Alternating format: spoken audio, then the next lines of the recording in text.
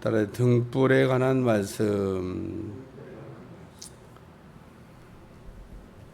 헬라 사람들 가운데 소경된 사람들은 밤에 다닐 때 등불을 하나씩 들고 다녔다고. 등불을 들고 다니는 이유는 소경이 어차피 어두운데 등불을 들고 다닐 필요도 없지만 밤에 자기를 향해 걸어온 사람이 등불을 보고 부딪히지 말라고 등을 하나씩 들고 다녔는데, 어느 날 앞을 볼 수 없는 사람이 등을 들고 나가는데 온전한 사람과 부딪힌 겁니다. 그래가지고 소경이 이렇게 얘기했습니다. 눈도 없냐?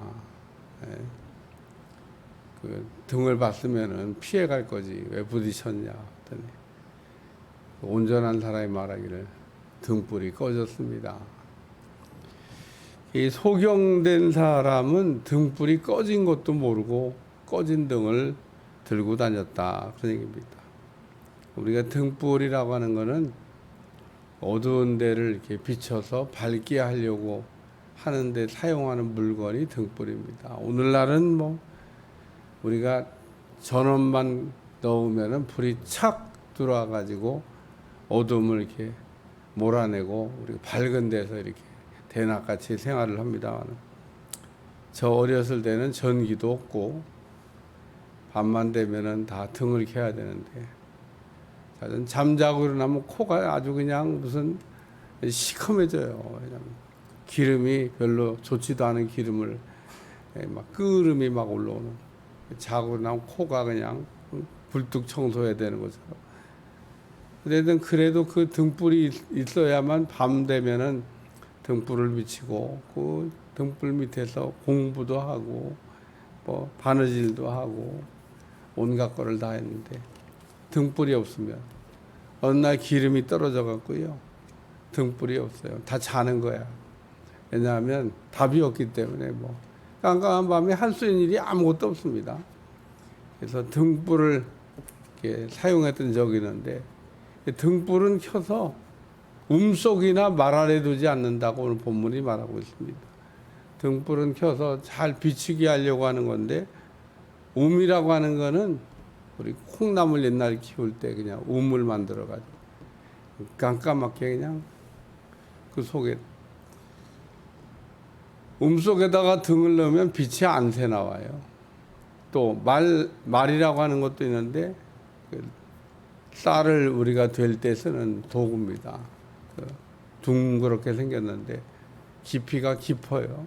그 속에다가 등을 넣는다 그러면 빛이 제대로 비칠 수가 없다, 그런 얘기입니다.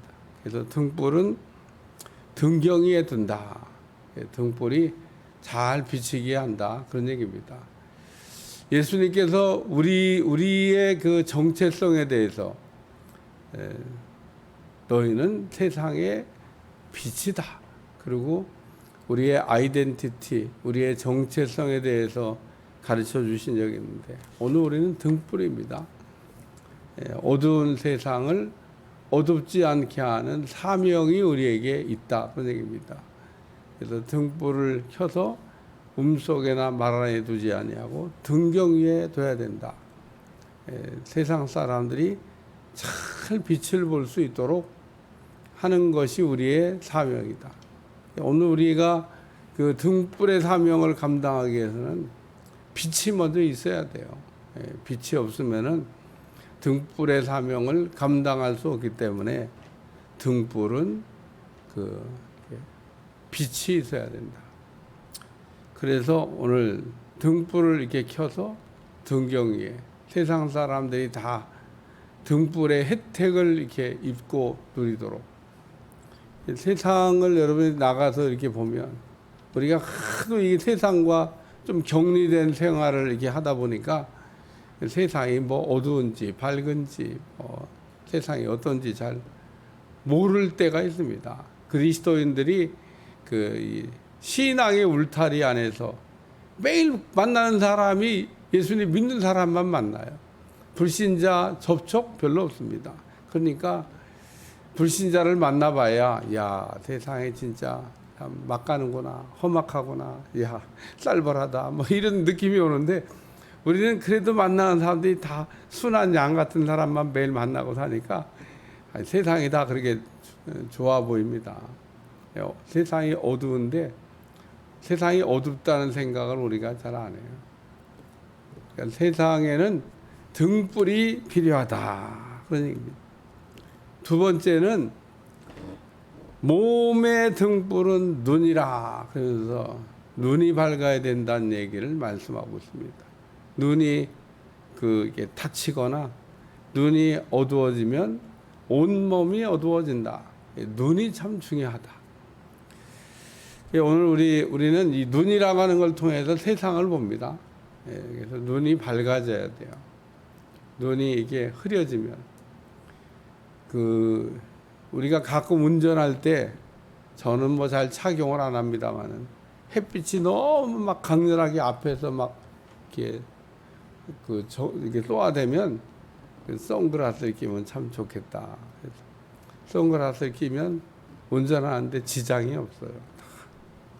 가끔 이거 좀 썼을까 이런 생각도 할 때, 어쨌든 빛이 강렬하게 들어올 때 우리가 선글라스라고 하는 걸 통해서 그 강력한 빛을 이렇게 약간 반감시키는데,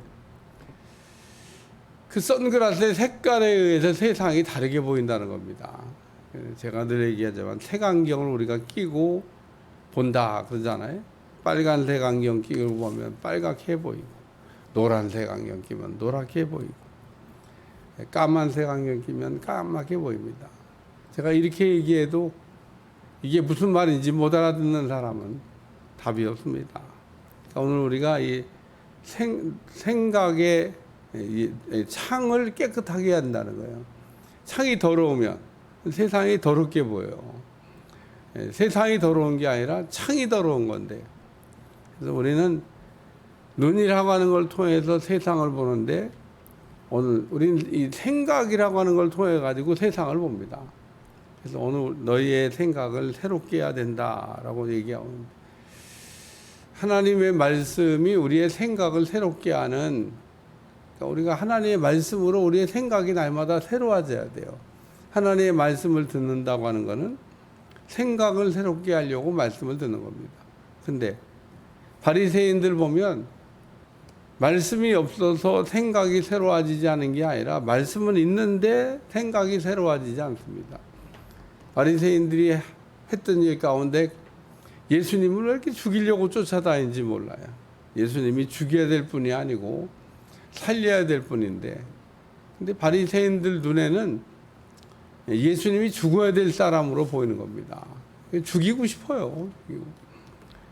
바울도 바리새인이었을 때는 바리새인들이 막 도와주고 같은 편이니까 뭐 좋다고, 아주 훌륭하다고 그랬는데, 반대로 돌았으니까 이제 원수가 돼가지고 내가 바울을 죽이기 전에는 먹지도 않겠다는데 굶어 죽었나 모르겠어요. 그만큼 바울을 죽이고 싶어 했던 사람들도 있었다는 겁니다. 바울이 선교를 열심히 한 이유 중에 하나도 죽이려고 하는 사람들이 계속 쫓아다니니까 배를 타고 가지도 못하고 걸어서 또 가고 뭐 이랬던 어려움이 있는데, 내 몸의 등불은 눈이라. 내 눈이 성하면 온 몸이 밝을 것이요 만일 나쁘면 내 몸도 어두우리라. 그래서 오늘 우리의 생각을 새롭게 해야 된다고 한 얘기를 말씀하고 있습니다. 로마서 12장 2절 한번 찾으세요.